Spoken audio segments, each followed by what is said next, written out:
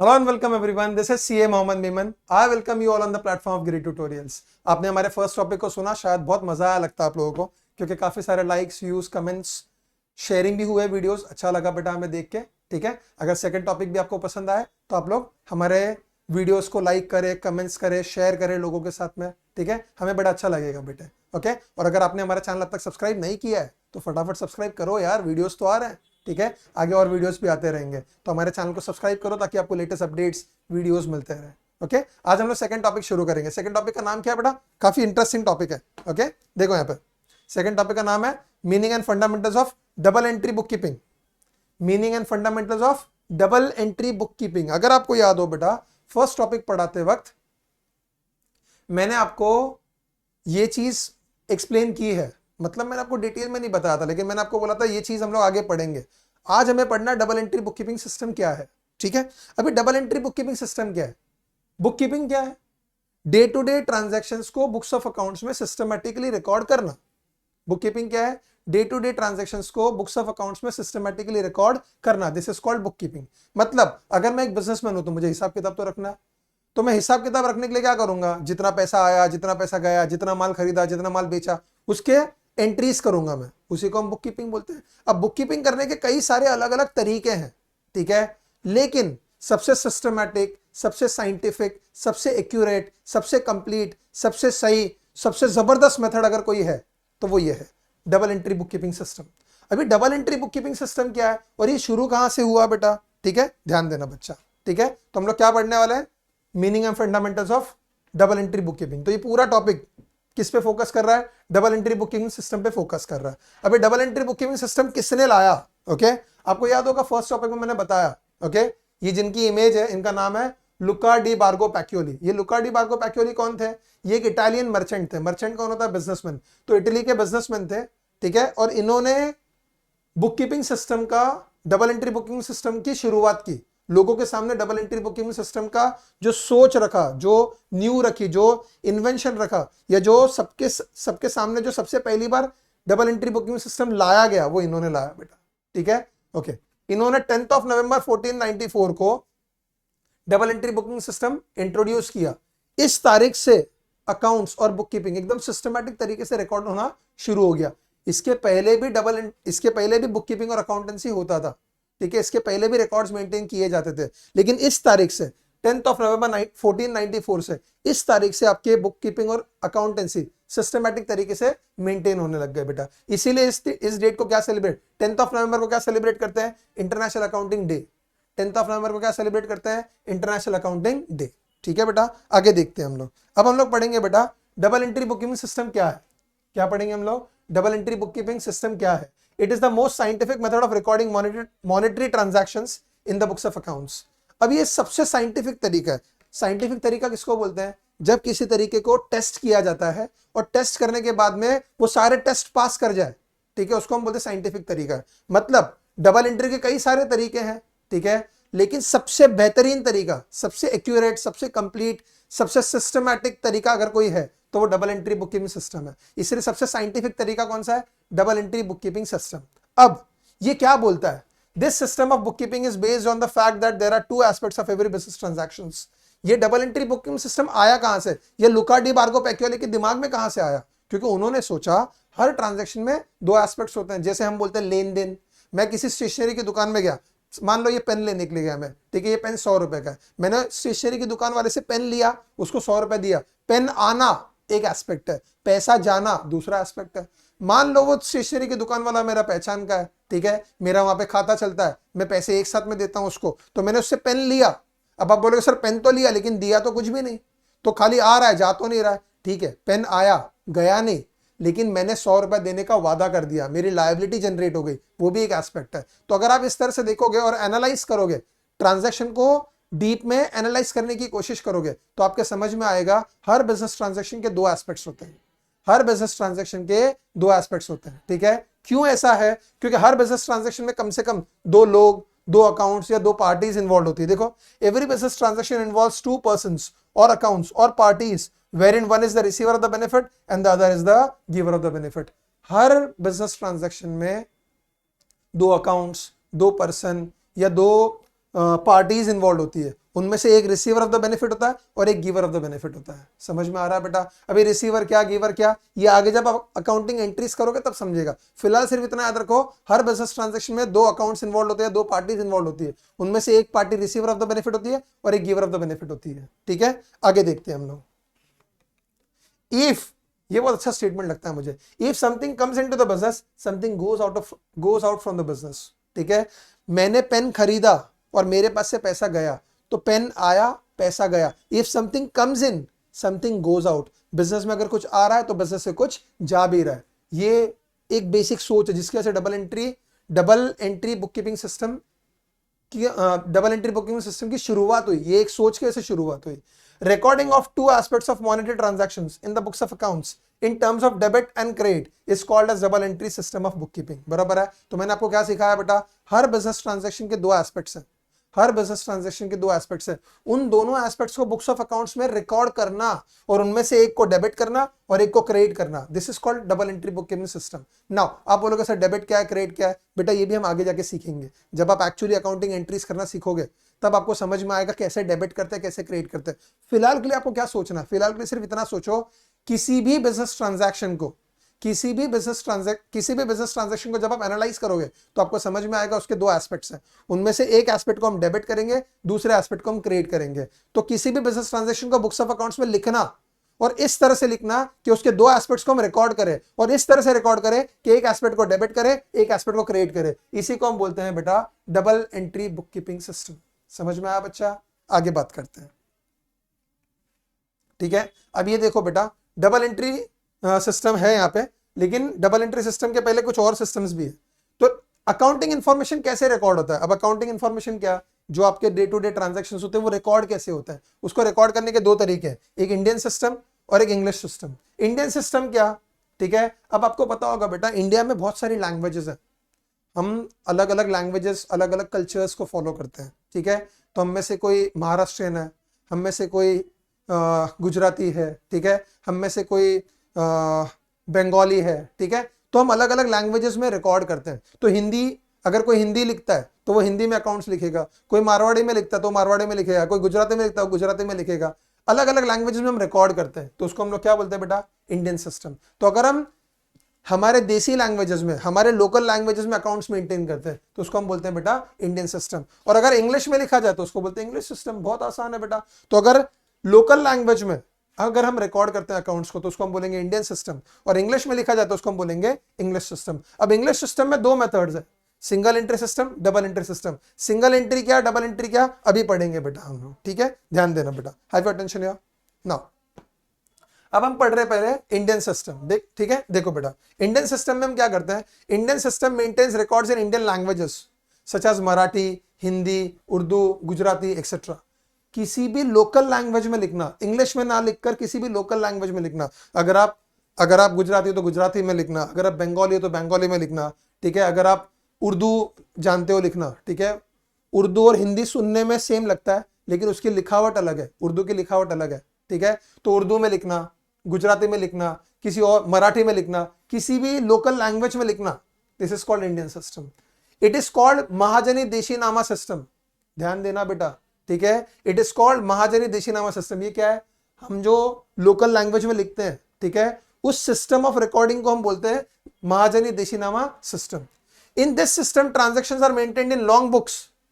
In this system, transactions are maintained in long books known as बही खाता and किर्द। बराबर है? इस सिस्टम में हम क्या करते हैं बेटा?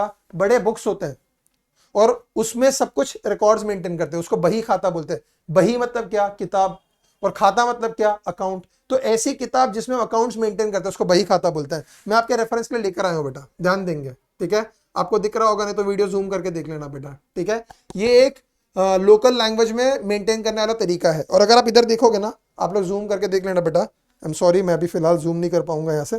तो यहाँ पे लिखा है गुजराती खाता वही। क्या लिखा है बेटा यहाँ पे? गुजराती खाता वही। तो ये लॉन्ग बुक्स होती है। क्या होती है बेटा? Long books. और इन लॉन्ग बुक्स में वो लोग मेंटेन करते हैं। ठीक है, ये ऐसी होती है लॉन्ग बुक्स, और इसके अंदर सारा हिसाब किताब रिकॉर्ड करते हैं। कैसे करते हैं ये भी मैं आपको बताऊंगा अभी थोड़ी देर में, लेकिन ये लॉन्ग बुक्स में हिसाब किताब मेंटेन करते हैं। इसको ये लोग क्या बोलते हैं बेटा? बही खाता बोलते हैं, किर्द बोलते हैं, और ये हमारा इंडियन सिस्टम है। It is not a scientific accounting system. ये अकाउंटिंग सिस्टम साइंटिफिक नहीं है। आपको धीरे धीरे समझ में आएगा क्यों साइंटिफिक नहीं है। क्यों? ये आपको सारे रिकॉर्ड्स नहीं देगा, हर इंफॉर्मेशन नहीं देगा, इसमें बहुत कुछ मिसिंग होगा। क्या मिसिंग होगा, कैसे मिसिंग होगा, हम आगे सीखेंगे। लेकिन ये साइंटिफिक सिस्टम नहीं है, साइंटिफिक मेथड नहीं है। ये आपको पूरा एक्यूरेट और पूरा कंप्लीट रिकॉर्ड नहीं देता है। But it is still used by small businessman in India. ठीक है, ये आज भी छोटे मोटे बिजनेसमैन लोग रिकॉर्ड करते हैं। मैं आपको बहुत अच्छा इंटरेस्टिंग बात बताऊंगा। आज ही मैं एक स्टेशनरी में गया था, बोईसर में एक स्टेशनरी है, महावीर स्टेशनरी, वहां से जाके मैं लेकर आया। वो अंकल गुजरात को बिलोंग करते हैं और वो हिसाब किताब मेंटेन करते हैं। तो मैंने उनसे बुक मांगा और मैंने उनको बताया कि हमें यूट्यूब पे लेक्चर देना है और बच्चों को ऐसा ऐसा एक्सप्लेन करना है। ठीक है, तो मैंने उनको पूछा कि आप कैसे रिकॉर्ड्स मेंटेन करते हो? बोले मैं ऐसे ही मेंटेन करता हूँ। मैंने उनसे पूछा भी कि कैसे मेंटेन करते, तो उन्होंने मुझे बताया। जैसे आप ये फर्स्ट पेज देख सकते हो, मैंने इसमें लिखा है, मैं आपको एक्सप्लेन भी करूंगा। उन्होंने मुझे बताया कि वो लोग कैसे मेंटेन करते हैं, मैंने यहाँ पे रिकॉर्ड किया है, इस तरह से मेंटेन करते हैं। तो उनसे मेरी बात हुई, मैंने बोला आप ये सिस्टम क्यों मेंटेन करते हो? बोले यही सही है, फालतू में आजकल ये सब ला दिया है, टैली, डेटा, कंप्यूटर, ये सब की जरूरत ही नहीं है, हम लोग को तो इससे ही समझ में आता है और इसी चीज से। उनकी बात एकदम सही है, लेकिन ये बिजनेस, ये जो सिस्टम है इंडियन सिस्टम, ये कौन फॉलो कर सकता है? छोटा मोटा बिजनेसमैन जिसका बिजनेस बहुत छोटा है। बड़े पैमाने पे बिजनेस करना है, बड़ा बिजनेस करना है, ठीक है, तो ये सिस्टम सुइटेबल नहीं है, क्योंकि ये आपको पूरा रिकॉर्ड्स देता नहीं है। तो आई होप आपके समझ में आया। इंडियन सिस्टम क्या है बेटा? एक ऐसा सिस्टम जिसमें हम लोकल लैंग्वेजेस में अकाउंट्स को रिकॉर्ड करते हैं, मेंटेन करते हैं, उसको हम बोलते हैं Indian system. It is also known as Mahajani Deshinama system. इसमें हम लॉन्ग बुक्स में अकाउंट्स को रिकॉर्ड करते हैं और इसे, इन लॉन्ग बुक्स को हम बोलते हैं बही खाता या किर्द, बराबर है। और ये साइंटिफिक मेथड नहीं है, लेकिन आज भी छोटे मोटे बिजनेसमैन इंडिया में इस मेथड को फॉलो करते हैं। समझ में आया बेटा? ये था आपका इंडियन सिस्टम। अब इंग्लिश सिस्टम में दो सिस्टम्स है, single entry system, double entry system. अभी सिंगल एंट्री सिस्टम और डबल एंट्री सिस्टम क्या है? सिंगल एंट्री सिस्टम क्या, आपको डबल एंट्री सिस्टम समझा? हर बिजनेस ट्रांजैक्शन के दो एस्पेक्ट्स है, हर बिजनेस ट्रांजैक्शन के दो एस्पेक्ट्स है, दोनों को रिकॉर्ड करना, एक को डेबिट करना, एक को क्रेडिट करना, this is called double entry system. तो सिंगल एंट्री सिस्टम क्या है? सिंगल एंट्री सिस्टम मतलब बहुत सारे बिजनेसमैन सारे रिकॉर्ड्स मेंटेन करना नहीं बिलीव करते, या शायद उनको समझ में नहीं आता कि सारे रिकॉर्ड्स मेंटेन किए जा सकते हैं, तो नहीं मेंटेन करते, आधे अधूरे रिकॉर्ड्स मेंटेन करते हैं। क्या क्या मेंटेन करते हैं? This system of accounting records only, ये बहुत इंपॉर्टेंट पॉइंट है, this system of accounting records only cash book and personal accounts, बराबर है। इसमें सिर्फ दो चीजें रिकॉर्ड होती है, मतलब कैश बुक और पर्सनल अकाउंट्स। क्या मेंटेन होता है? Cash book and personal accounts. मैं कैश बुक भी लेके आया हूं आपके लिए, ठीक है, ये कैश बुक है जो बहुत सारे बिजनेसमैन लोग हमारे इंडिया में मेंटेन करते हैं। इसको अभी मेरे डैडी किराना का बिजनेस करते थे, जनरल स्टोर चलाते थे, ठीक है, अभी तो रिटायर हो चुके हैं, ठीक है, ही इज फिट, बट अब वो काम नहीं करते, रिटायर हो चुके हैं, दुकान बंद कर लिया, we are doing good in our life, तो रिटायरमेंट ले चुके हैं, अब वो काम नहीं करते। लेकिन मेरे डैडी जनरल स्टोर चलाते थे, तो वो रिटेलर का बिजनेस भी कर चुके हैं, होलसेलर का भी, और मैंने उनके साथ बिजनेस किया है, तो मैंने देखा वो इस तरह से बुक्स मेंटेन करते थे। इसको वो लोग रोजमेर बोलते थे, रोजमेर। मेर मतलब उसको मिलाना, और रोज मतलब रोज, तो डेली मिलाते थे। क्या मिलाते थे? कितना पैसा आया, कितना पैसा गया, तो ये इस तरह से मेंटेन करते थे। देखो, ठीक है, इधर आपको तारीख दिखेगा ऊपर, हर दिन कितना पैसा आया, कितना पैसा गया, इसका ये भी बताऊंगा मैं आपको कैसे मेंटेन करते हैं। तो ये आपकी कैश बुक है, ठीक है, इधर आपको दिख रहा होगा, यहाँ पे लिखा है कैश कॉलम, तो ये कैश बुक है। क्या है बेटा ये? तो मेरे डैडी जो हिसाब किताब मेंटेन करते थे वो ऐसे मेंटेन करते थे, सिंगल एंट्री पे, ठीक है। तो क्या करते थे? एक कैश बुक रखते थे और दो ऐसी बुक्स रखते थे, एक सप्लायर्स की बुक और एक कस्टमर्स की बुक। एक सप्लायर्स की बुक और एक कस्टमर्स की बुक। सप्लायर्स कौन? जिनसे माल खरीदते हैं, और कस्टमर्स कौन? जिनको माल बेचते हैं, बस। तो सिंगल एंट्री सिस्टम में क्या होता है बेटा? एक कैश बुक मेंटेन होती है और पर्सनल अकाउंट्स, और ज्यादातर पर्सनल अकाउंट्स किसके होते हैं? जिनसे माल खरीदा और जिनको माल बेचा। इसके अलावा कोई भी रिकॉर्ड्स मेंटेन करते नहीं है। समझ में आ रहा है? तो सिंगल एंट्री सिस्टम क्या करता है बेटा? आधे अधूरे रिकॉर्ड्स मेंटेन करता है। सिंगल एंट्री में क्या मेंटेन होता है? कैश बुक मेंटेन होता है और पर्सनल अकाउंट्स मेंटेन होता है। सिंगल एंट्री में क्या मेंटेन होता है? कैश बुक मेंटेन होता है और पर्सनल अकाउंट्स मेंटेन होता है। सारे ट्रांजेक्शन रिकॉर्ड होते नहीं है, हर ट्रांजेक्शन के दो एस्पेक्ट्स को रिकॉर्ड करते नहीं है, सबको डेबिट क्रेडिट नहीं करते। उनको सिर्फ इतना मालूम है कि मुझे चाहिए क्या, मुझे पूरे दिन में कितना पैसा आया गया वो चाहिए, मुझे सप्लायर्स का क्या पैसा देना बाकी वो चाहिए, और मुझे कस्टमर से क्या पैसा लेना बाकी वो चाहिए। इसके अलावा वो लोग कुछ भी नहीं मेंटेन करते हैं। तो इसको हम लोग बोलते हैं बेटा सिंगल एंट्री सिस्टम। तो सिंगल एंट्री सिस्टम क्या है? एक ऐसा सिस्टम जिसमें कैश बुक मेंटेन होता है और पर्सनल अकाउंट्स मेंटेन होता है, उसको हम लोग बोलते हैं single entry system. It is unscientific method and also known as incomplete recording system because it changes with the convenience of business। ये बहुत जबरदस्त पॉइंट है। अब मैंने आपको एक्सप्लेन किया कि मेरे डैडी 3 ही बुक्स मेंटेन करते थे, एक कैश बुक, ठीक है, एक कस्टमर्स का बुक, एक सप्लायर्स का बुक। हो सकता है कोई और बिजनेसमैन 3 के बजाय 2 ही बुक मेंटेन करता होगा या 4 बुक मेंटेन करता होगा, क्योंकि इनका कोई स्टैंडर्ड तरीका नहीं है। जिस बिजनेसमैन को जैसा कन्वीनियंट लगता है वो अपने हिसाब से रिकॉर्ड्स मेंटेन करता है, ठीक है। तो ये साइंटिफिक मेथड नहीं है, ये कंप्लीट मेथड नहीं है, ये एक्यूरेट मेथड नहीं है। हर बिजनेसमैन उसको जितना समझता है उसके हिसाब से रिकॉर्ड्स मेंटेन करता है। अब मेरे डैडी ने ज्यादा पढ़ाई लिखाई नहीं की, उन्होंने 7th स्टैंडर्ड पास किया, 8th स्टैंडर्ड में कुछ उन्होंने पढ़ाई छोड़ दी, ठीक है। तो पढ़े लिखे नहीं, तो उनको कॉमर्स का कुछ मालूम नहीं था, ठीक है। तो उन्होंने अपने हिसाब से, उन्होंने जहां जॉब वॉब किया, जिस बंदे के पास नौकरी की, वो बंदा जैसे अकाउंट्स लिखता होगा, मेरे डैडी ने वहां से सीखा और उसके हिसाब से अकाउंट्स मेंटेन करने लगे, ठीक है। तो ये इनकम्प्लीट मेथड है, ये रिकॉर्ड कंप्लीट नहीं देता आपको, या एक्यूरेट रिकॉर्ड नहीं देता, ये अनसाइंटिफिक मेथड है। This system does not provide accurate information about the financial position of the business and it is suitable for small business। ये आपके बिजनेस की एग्जैक्ट फाइनेंशियल पोजीशन नहीं बता सकता। मतलब मेरे डैडी को अगर मैं पूछूं कि पापा आपने पूरे साल में कितना कमाया, तो वो बोलेंगे बेटा अंदाजे से मैंने पूरे साल में 5 लाख कमाया होगा। लेकिन आप डबल एंट्री से बात करो ना, तो एग्जैक्ट हिसाब दे सकते हैं, 5,02,440 रुपए कमाया। लेकिन डैडी को पूछेगा ना, तो बोलेंगे बेटा मैंने 5 लाख रुपए कमाया रहेगा।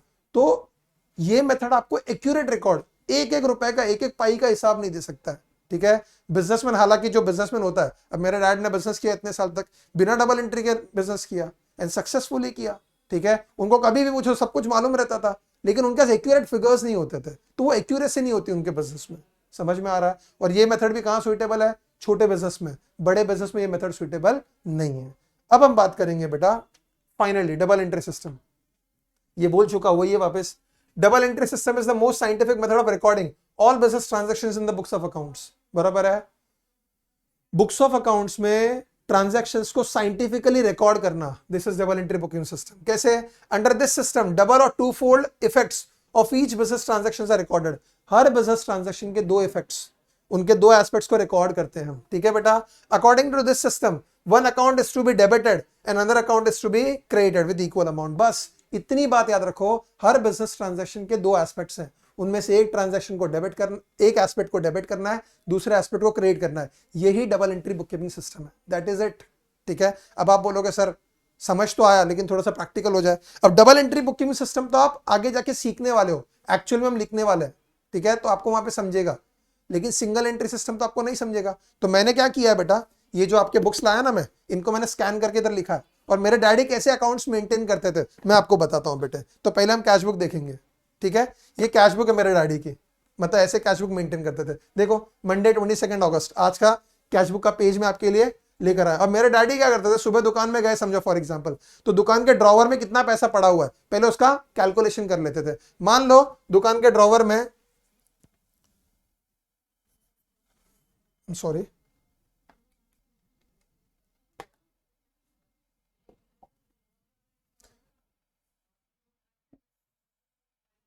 दुकान के ड्रॉवर में समझो 4,722 रुपए पड़े, तो उसको मेरे डैडी लिखते थे ऐसे, वो गुजराती में लिखते थे, मुझे नहीं आता है, तो वो लिखते थे सिल्लक। सिल्लक मतलब क्या? इतना इतना सिल्लक पड़ा है, मतलब इतना बैलेंस पड़ा हुआ है।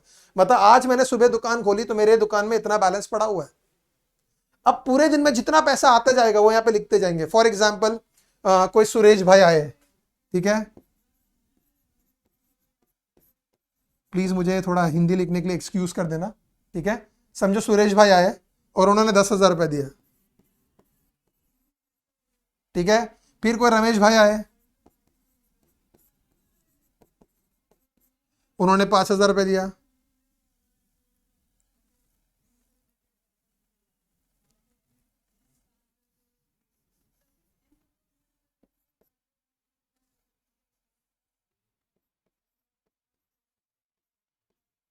ओके। फिर समझो हमने माल बेचा, बराबर है, तो यहां पे लिखेंगे माल बेचा। फॉर एग्जाम्पल माल बेचा, मेरी हिंदी को थोड़ा सा एक्सक्यूज कर देना। समझो 3,000 रुपए का, पूरे दिन में इतना ही ट्रांजैक्शन हुआ समझो मेरे डैडी का। अब यहाँ पे क्या लिखेंगे, वो कितना पैसा गया। फॉर एग्जाम्पल मेरे डैडी ने किसी को पेमेंट किया, 8,000 रुपया कोई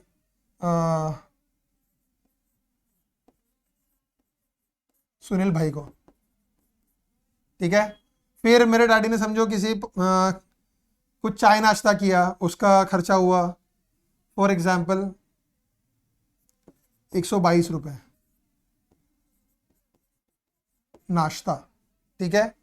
बस ये पूरे दिन में मेरे डैडी ने हिसाब किताब किया, मतलब इतना पैसा आया और इतना पैसा गया। अब मेरे डैडी क्या करते थे, लास्ट में इसका बैलेंसिंग करते थे, इसका टोटल निकालते हैं, ठीक है। तो ये आ जाएगा 722 रुपये, और ये 4 9 12 2, तो यहाँ का टोटल है 22,722,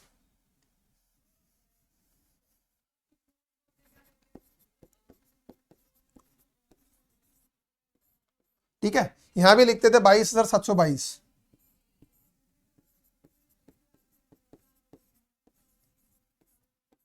अब यहाँ पे तो 8,122 ही है, तो 22,722 में से 8,122 रुपया माइनस करते हैं हम लोग, तो कितना बचेगा बेटा, देखते हैं। 14,600 रुपया बच गया। इसको वापस मेरे डैडी लिखेंगे सिल्लक, और फिर दुकान में ड्रॉवर में चेक करेंगे शाम को, इतना पैसा बरोबर बचना चाहिए, ठीक है। बचा तो अच्छी बात है, नहीं बचा तो मुझे पूछते थे पैसा किधर है करके। समझ में आ रहा बेटा, ठीक है, जस्ट किडिंग बेटा। तो ये तरीका था मेरे डैडी का कैश बुक मेंटेन करने का, ठीक है। सुबह दुकान खोली, जितना पैसा है वो लिख दिया, ओपनिंग बैलेंस, पूरे दिन में कितना पैसा आया, पूरे दिन में कितना पैसा गया, और लास्ट में बचा कितना। इस तरह से डैडी मेरे अकाउंट्स मेंटेन करते थे। तो ये तो आपको समझ में आ गया, कैश बुक मेंटेन होती थी, पक्का समझा बेटा, श्योर एवरीबॉडी, ठीक है। ये मैं आपको बता रहा हूँ इंडियन सिस्टम में जो सिंगल एंट्री सिस्टम है, कैसे लोग रिकॉर्ड्स मेंटेन करते थे। ये हो गया आपका कैश बुक। आपको याद होगा सिंगल एंट्री मैंने अभी पढ़ाया कि सिंगल एंट्री में क्या है, कैश बुक मेंटेन करते हैं और ये मेंटेन करते हैं अपना पर्सनल अकाउंट्स। तो कैश बुक तो आपको समझ में आ गया बेटा। अब मैं आपको पर्सनल अकाउंट्स कैसे मेंटेन करते हैं वो बताता हूँ बेटा, ध्यान देना बच्चा, please have your attention here.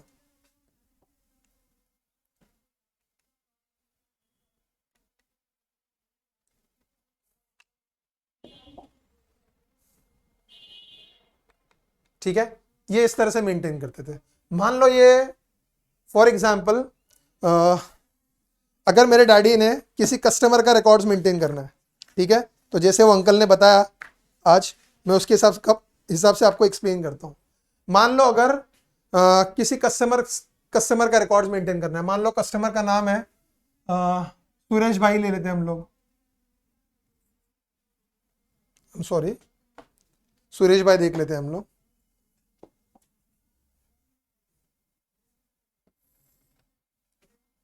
मान लो यहाँ पे लिख लेते हैं हम लोग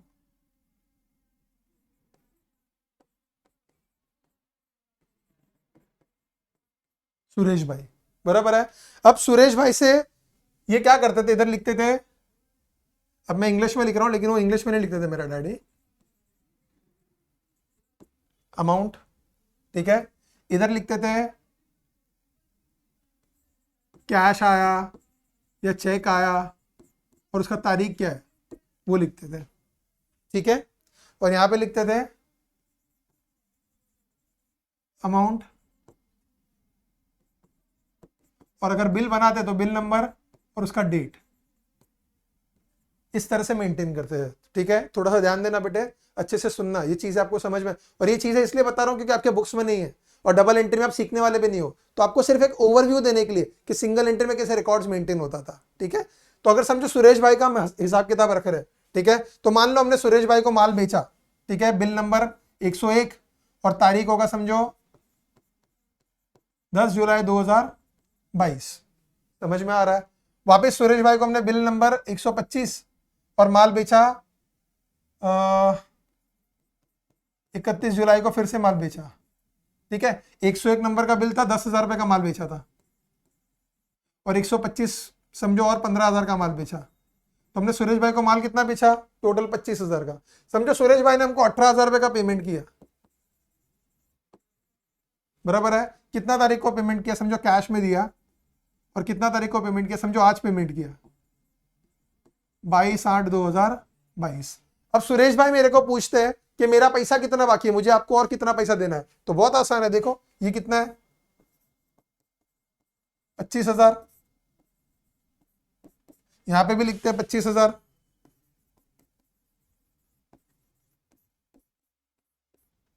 और बचा कितना, 7,000 रुपये। तो ये हमारा 7,000 क्या है, बैलेंस ड्यू, मतलब इतना पैसा सुरेश भाई से लेना बाकी है। समझ में आ रहा है बेटा? तो this is just a briefing, इस तरह से रिकॉर्ड्स मेंटेन होते थे। समझ में आया बेटा? तो मैंने आपको क्या बताया बेटा, अकाउंट्स को रिकॉर्ड करने के या बुक कीपिंग करने के दो तरीके हैं, एक इंडियन सिस्टम और एक इंग्लिश सिस्टम। अगर हम लोकल लैंग्वेजेस में रिकॉर्ड करते हैं, हिंदी, मराठी, गुजराती में, तो इसको हम क्या बोलेंगे, इंडियन सिस्टम। इंग्लिश में लिखेंगे तो इंग्लिश सिस्टम। इंग्लिश सिस्टम में दो सिस्टम है, सिंगल एंट्री और डबल एंट्री। सिंगल एंट्री क्या, कैश बुक लिखा और पर्सनल अकाउंट्स लिखा तो सिंगल एंट्री। और अगर हर बिजनेस ट्रांजैक्शन के दो एस्पेक्ट है और दोनों एस्पेक्ट्स को रिकॉर्ड किया, उनमें से एक को डेबिट किया और एक को क्रेडिट किया और पूरा सिस्टमैटिक तरीके से लिखा, तो उसको हम बोलेंगे डबल एंट्री। समझ में आया बेटा? पक्का समझा? ठीक है, तो ये मैंने आपको सिर्फ एग्जांपल्स दिए। Getting it? Okay, I hope आपके समझ में आए हैं ये एग्जांपल्स कि कैश बुक कैसे मेंटेन होता था, ये सब कैसे मेंटेन होता था। ठीक है, फिलहाल के लिए thank you very much. Okay, I shall see you in the next lecture. Bye bye everyone.